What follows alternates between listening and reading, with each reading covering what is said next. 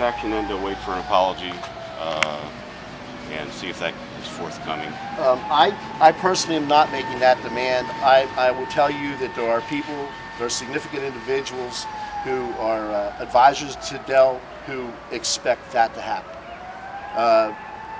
That's a bare minimum. We expect Mr. Delaney to apologize for his conduct. He, contrary to what he said, he is the gentleman that went to the Times News immediately following his festival. We did not. We did not raise the issue.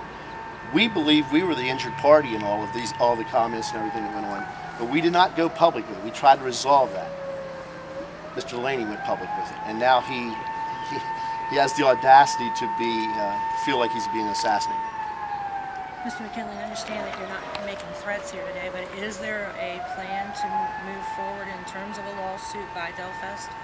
There are people evaluating. That's beyond my office. That's beyond what I do. I simply represent the Delfest Foundation and Dell, the family, Mr. Strickland here today, and before the board, so that we put our ducks in line locally. Not that, pardon me, please. Not that we, not that I'm not going to intimate any lawsuit, but as Stan Strickland said in numerous interviews, well, 2 interviews at least now, he said that that's being explored, and I'm confident that is being explored. That's all I can say about that, but that's not being explored by our office. Now, what's typical when the board feels that there's been a violation? Do they normally issue a citation? I mean... Well, they can do anything they want. The Liquor Control Board and Article 2B of the Maryland Annotated Code is pretty convoluted. If you look through it and you read it at all, what you'll find is that it pretty much has set statutes, which then almost invariably have these 23 possible, and generally between 10 and 12 exceptions for various counties. They can do whatever they want. They can ask, they can ask them, don't do the infraction again. They can note the infraction. They could use the infraction in considering the next license.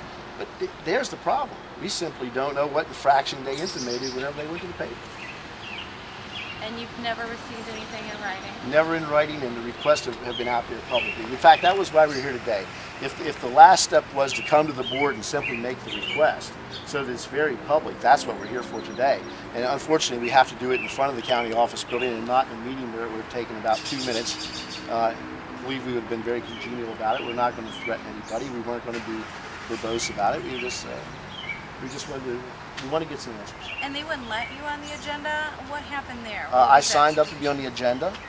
Mr. Nelson actually was going to defer his time to me on behalf of Dell and Delfest.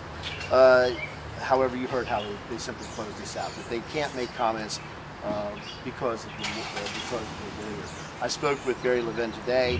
I did anticipate that we would be told that the issue of the license can't be talked about because it's not before the board, and I understand that. But unfortunately, we weren't asking for them to respond. We were asking for them to respond, but not today. Simply, it was a request for information of what we did wrong. When did you ask to be on the agenda? Well, actually, I made a call on June 28th. I will tell you, I was told by Ms. Stafala at that time, and I do want to indicate that part of the reason we're here today is because of the groundswell of support that was coming back out of the internet, because of the supporters of Delfest, because the meetings are going forward, that we needed to do something. That changed simply to make the request for information. But I talked with Ms. Stafala, I think, June 28th in the morning. She was told that, in very pleasant terms, that one, the board simply, its agenda was filled. It would not be addressing this issue. We would not be able to be placed on it, but they would accommodate us at a later time. And I expect that that's going to happen. They will eventually accommodate us at a later time. Unfortunately, their assumption is that what we wanted to do today was to come in and speak about next year's licensing.